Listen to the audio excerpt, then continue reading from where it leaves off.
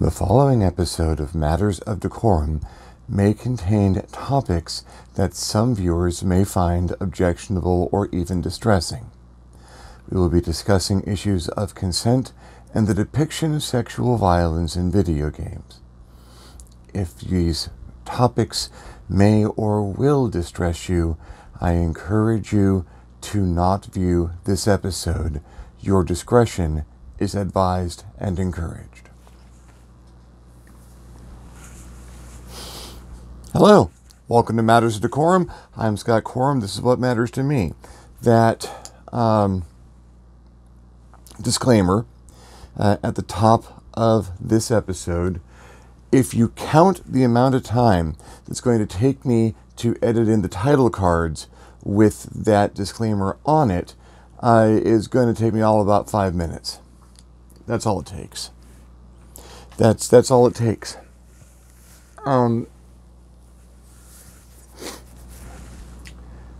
This is the second time I'm recording this because I was not sure I had given the subject the gravitas and the concern that I felt it deserved in my first go through, and I could not go to sleep until I did this again. So take that for what it's worth. I became aware of a news story yesterday. June 1st, 2019. It circulated around Facebook. I have a lot of people in the role-playing industry, either directly involved in it or tangentially involved in it, as friends on Facebook. I'm very fortunate that way. And so, of course, this story would get around a little bit. The story was hosted on the BBC News website. The title of the article, Players Distressed by Gang Rape Role-Playing Game. I'm not going to read the article directly. Long and short of it is that at a game convention in Birmingham, well, near Birmingham, called the UK Games Expo, a number of players showed up for a scheduled event being run by a volunteer. The scheduled event was not labeled as having mature subjects or troubling themes, nor was the fact that it might have these things in it discussed with the players at the top of the game. And early on in the session, the game master described in some detail a process by which the player characters were abducted and subjected to copious graphic sexual violence. This distressed at least one person at the table who voiced her distress and concern to organizers, who, to their credit, immediately stepped up, terminated the session, and the membership of the volunteer involved, who was summarily removed from the grounds, disinvited to that event this year and likely in subsequent years to come.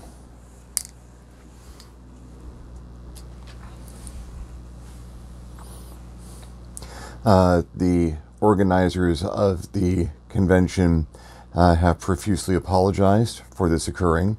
They were unaware that this was going to be the subject matter of the game.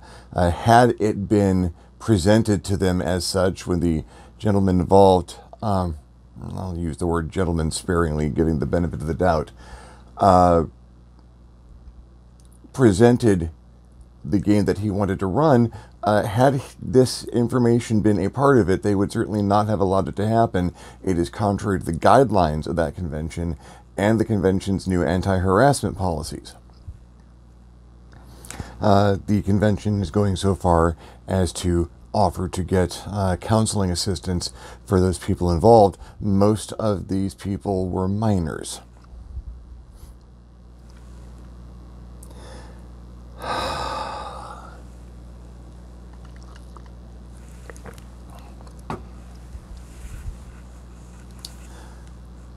I write books on role-playing with disturbing and mature themes.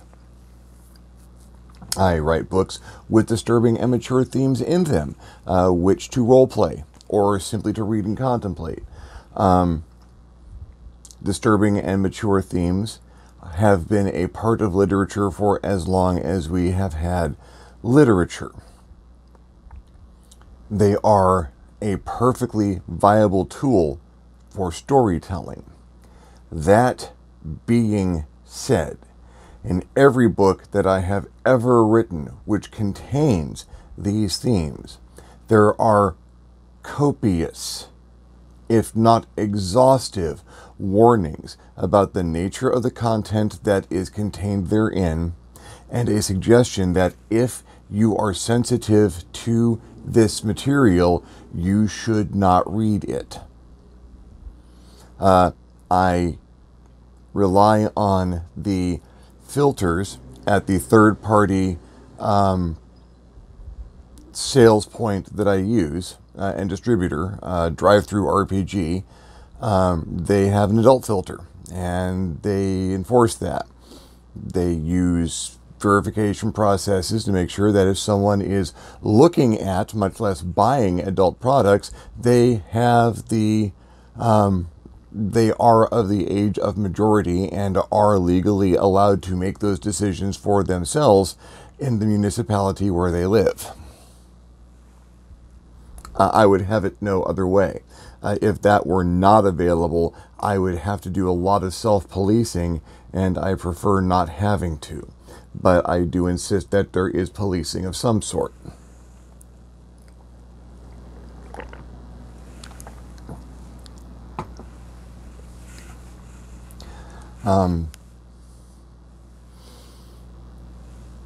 When you run a role-playing game, you're engaging in a form of interactive literature. Probably one of the greatest forms of interactive literature ever created. Computer games are trying to get there. Video games are trying to be as interactive and freeform, and there just isn't anything that matches quite that immersive and engaging experience that a good RPG can provide. That immersive experience, that ability to involve yourself very fully in a situation being laid out by a game master and engage in the world that they have crafted before you, comes with some responsibility. It has to. And a good part of that responsibility is that you surprise the player characters and put the player characters through shocks and distress. But you do not generate those types of surprises for shock and trauma for the players. It may seem like a fine line, it really isn't.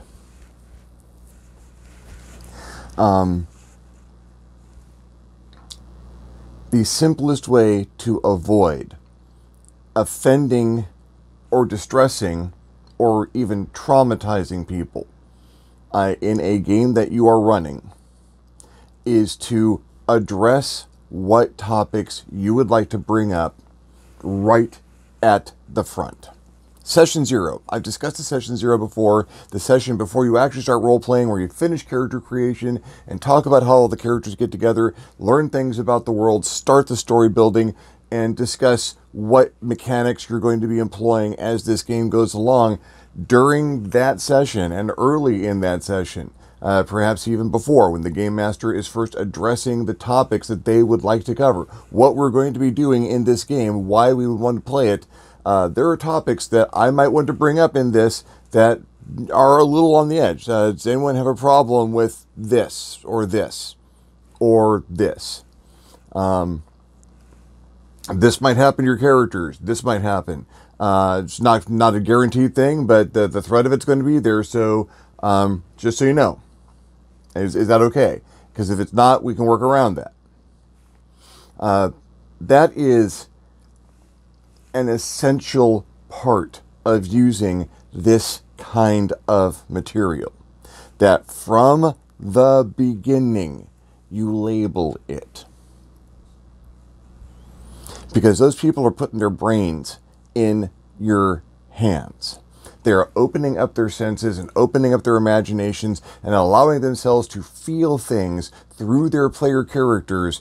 And if that is when you decide you are going to spring things that you would like to do to shock people because you know it's going to shock people, and some people are going to get really offended, and won't that be fun? You should not be running games. Just saying. If you are running games to generate shock and offense,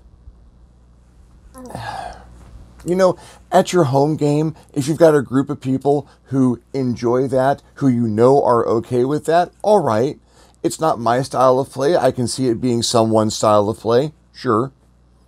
If you've got one person at that table that doesn't work for, you probably need to find a way to work around that, or they need to be informed that they should look for another activity on that particular evening, because you're going to be doing some stuff that's going to freak them out. And doing stuff specifically to freak out that person is an act of abuse. Just so you know, that is an act of abuse. Pulling this stuff out at a convention game. Oh man, give me a minute. Along with my very good friend Amanda Schaus. You probably saw her, Mandy, in the Dungeon Masters. If you've seen the documentary. We ran role-playing department at Strategicon, the three year Strategicon conventions by LAX for a few years. And by running role-playing games, we took submissions from game masters for things that they wanted to do at a table. We scheduled them in one of the slots that we had available, made sure they had a table to run, and made sure that the sign-up sheets for their games got out there. And if someone needed a game pushed because they needed more players or had a special event that they put a lot of effort into, we tried to push that, make sure that people were aware that there was a game that they could sign up for that had these elements. Awesome. We also fielded complaints and problems from the games. It was not common for us to hear about these stories. It happened. And we did our best to strike a balance, because some of the people we were working with were not necessarily the most socially adept. We made sure they knew that these things weren't acceptable, and when those complaints kept happening, we removed those people from play. If you want to do stuff, you can do that down in open gaming. We cannot condone it here at the convention. We cannot support it, nor can we sponsor it. Because a convention game is a very special brand of role-playing game indeed. It's like a pickup game at your local friendly gaming store. I advise finding a gaming store that does pick up games or has a regular gaming schedule where people can just drop in, because it's an amazing format. But you get there, you just got 3 or 4 hours. You probably don't know those people. You don't know their personalities. You don't know their experiences. You don't know what they have been through. You don't know what their hang-ups are. You don't know what problems they are trying to escape in the real world by sitting down at your table. You've got 3 or 4 hours, probably 4. We like people to run for 4 hours. And you got to get them a character, probably have pre-gens, because doing character generation in that amount of time takes a lot away from the rest of the game, depending on the game system.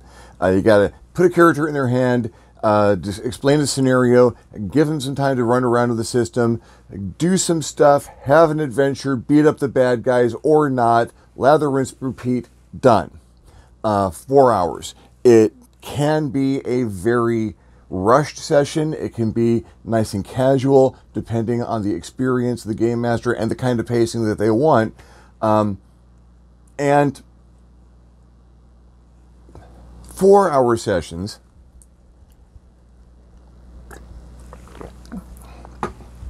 three or four of those a day, 4 on a good day, 16 hours of this, and we would do this across 50 or 100 tables. We expanded a bit as we went on. So you've got, in a 24-hour period, something like 75 to 100, almost 400 games at our max going off every day. Saturday and Sunday. Friday, things picked up later. Monday, things ended earlier. Got a 3-day weekend, and we pushed these things. 1,000 games. 1,000 games over a weekend, if we were doing our job right. If we had everything coordinated, if everyone showed up. About 1,000 games. And someone is going to screw up.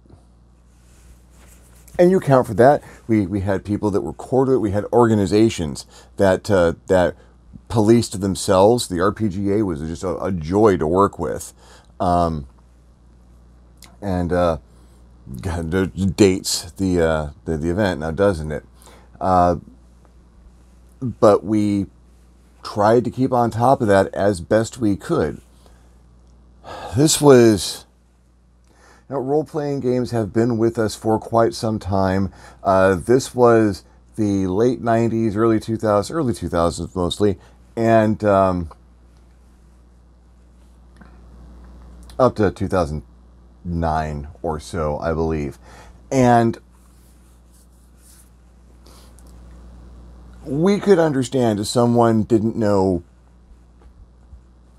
what was happening socially. It was a little bit more awkward at the time. A lot of stuff has come up, a lot of consciousness has come out, and there really isn't an excuse now to do something that blatant, that patently unethical at a convention gaming table.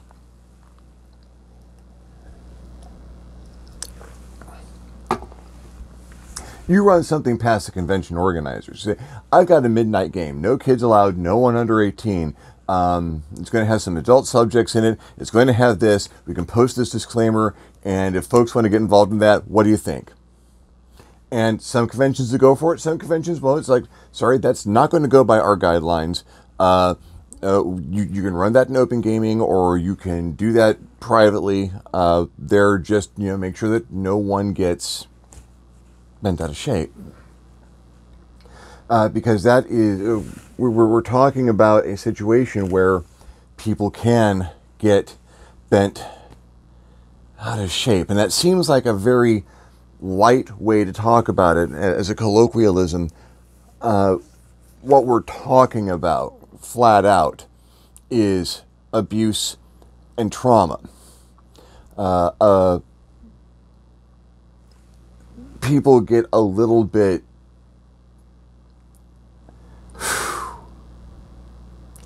the language has to be very specific here, so give me a second if I'm having a hard time and stumbling over it. The term triggered has tended towards being overused in media and culture. It is a real thing.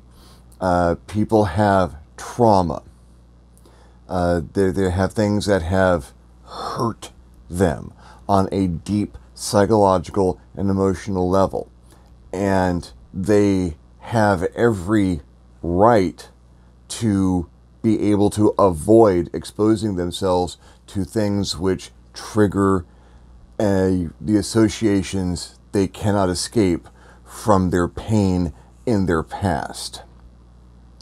You cannot see these wounds with a microscope. You can see them in how someone flinches or looks for an escape route when things start getting a little bit out of hand.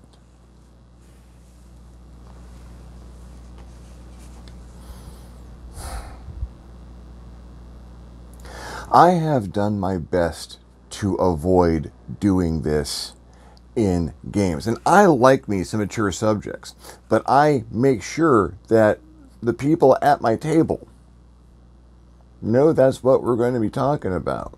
And if there's a problem, we don't.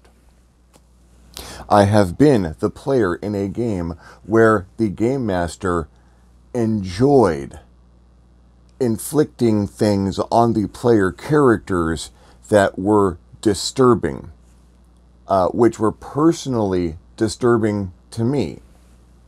I got trauma. Lots of people do. More people than you might think.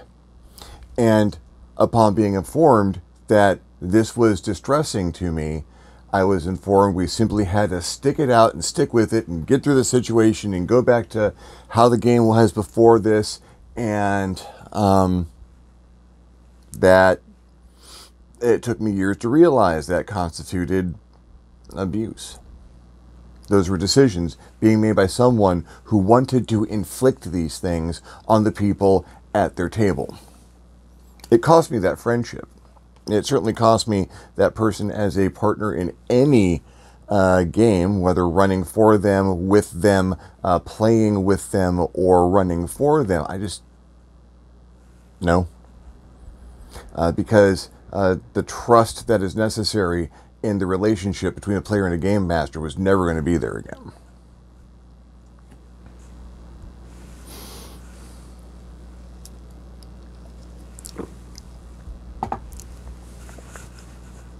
There are three things.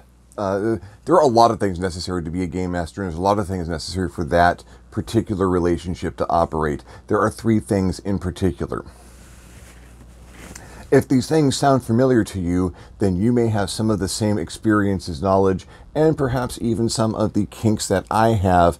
I will leave it up to you to determine what you think about that. There are three things that are absolutely necessary if you are going to have the rewarding relationship between the players and the game master that allows for the exploration of deep and potentially disturbing information, to get the most out of your role-playing game, because you have the responsibility on the side of the game master and the players who are opening up their brains and letting this stuff pour in and engaging themselves. Three things. You need to have trust. If I have an issue, I need to know that if I bring it up, there's a thing. I can trust that that game master is going to bring to me what is going to be here, and that they are not at that table to hurt me. They are not trying to shock me or distress me. They are trying to provide entertainment through providing tension and obstacles for a character that I am playing to overcome. And whether my character overcomes them or not, I am there to explore playing that character and enjoy existing in real estate other than the real world for a little while. Trust that is what we are doing there, that it is not an exercise during which someone is going to try to shock me into being triggered or having a revisit of my trauma. Communication. The process of telling the players what is going to happen, what might happen. Not just letting them know what things are going to happen in this game, but informing them that you would like to incorporate these things into a game and listening to their feedback. The players communicating to you what problems they have, what they would like to see brought into the game, what subjects they might like to examine, whether they are high and fluffy and little. The players discussing with each other as they are discussing with the game master. Well, I've got a problem dealing with that. Can we not get too deep into that? Well, I have had experience with this that has left me feeling very negative about it. If we can avoid this, I would really appreciate that. Communication. As the game goes on, I'm a little distressed about this. Could we not do this anymore? Or could we take that off screen? Can we pull a curtain over this one and hand wave it or something? I'm getting a little uncomfortable, and I really don't want to get past a little uncomfortable. Communication. Consent. This process of the game master taking responsibility for the senses of the player characters and the players allowing the game master to be that font of information about what the universe has for their characters to experience and interact with requires consent on both sides. It is an agreement. I agree that I will listen to the stuff you say and react to it as though my fictional character is going through the stuff you are talking about, in exchange for which you are providing us with an entertaining experience that should be thought-provoking and or challenging, that gives us what we are expecting at this game and does not stray from things we have agreed to do or not to do in this particular session or campaign. Trust, communication, and consent. It is necessary for a large number of different types of relationships. It is absolutely a prerequisite for a good role-playing game. And when you have someone who violates those tenets, you have lost those things. Those are what allow someone in that game who might be putting a little bit of risk, who might be stepping outside of their bounds, who might not know that they have these problems, but are having them shoved in their face without warning, without a chance to prepare themselves, without having any idea that this is what they were going to be doing today, and they do not like it. That is a violation of the trust that you should expect from that table. When I'm running a role-playing game department, that's what I have to do my best to see to it is happening at those tables.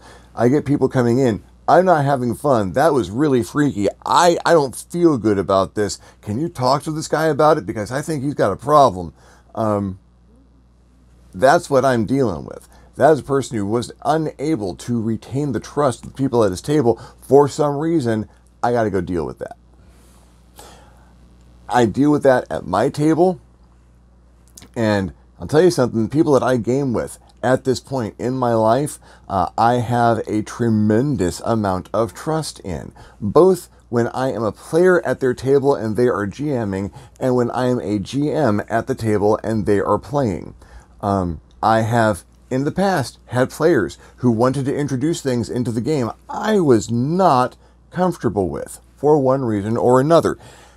This is me we're talking about. The number of things that make me so uncomfortable, I don't want to address them at a role-playing game table. I can probably count on a hand or two. But good heavens. I'm good. I'm good now. And that is a comfortable place to be at. It's a safe place to be at. Because as much danger as you want to see your player character get into, and believe me, you want to see your player character get into danger, there needs to be flaming metal snakes on chains with hooks being thrown by ninjas and spaceships. Oh man. There's a supplement right there. But all the danger needs to be in that fictional realm that your player character occupies. The players get to engage in this because they're safe. The players get to stay safe. They get a little excited. They might get sad or angry. They might get happy or elated. There are going to be feels at the table, and that's okay. Feels are wonderful. You want to have emotional involvement. You don't want someone's day or week or life ruined at that table because you wanted to see how far you could push the player's emotions. Don't you worry about the player's emotions. You worry about doing bad things to player characters. That's the game master's job. Players are there to have fun.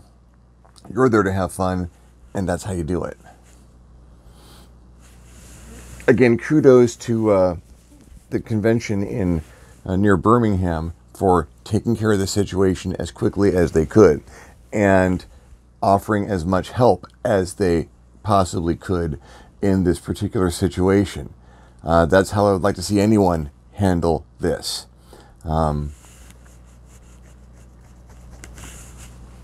Communicate. Give a warning. Give a warning if you want to engage in this. You want to kill orcs until you get to the dragon and then kill it and take the treasure. That's what's expected at the table. You want to run an op against a corporation and shoot some bozos. That's what you expect. That's what you're rolling the dice for. If you want to step outside of that and go, okay, this is going to get really, really dark. There's some stuff that could happen. I just want to make sure everyone's going to be good with it because it's going to spice things up, but it's going to spice things up when you step outside what you're going to get on your average game. Let people know. Throw a warning, make sure people are okay with it, and if people aren't okay with it, back off. There are a million ways to give tension to player characters. You don't have to go all grimdark to make that happen. It's fun sometimes. It's not necessarily necessary. Make sure that the trust is observed. Make sure you communicate. And make sure everyone is in agreement that this is what we're doing and these things that we're engaging in are these things we've all agreed to engage in. And everything should be okay. And if you find yourself in a game where your triggers are targeted, where you feel someone is trying to get an emotional response out of you by doing things that are upsetting to you. If your character is placed in situations by the game master or by other players that make you consistently uncomfortable or even uncomfortable just once, there are other gaming groups out there. You do not need to put up with the abusive behavior. They don't deserve to play with you. The game that you find that you are comfortable in is going to be better for having you. I'm quite sure of that.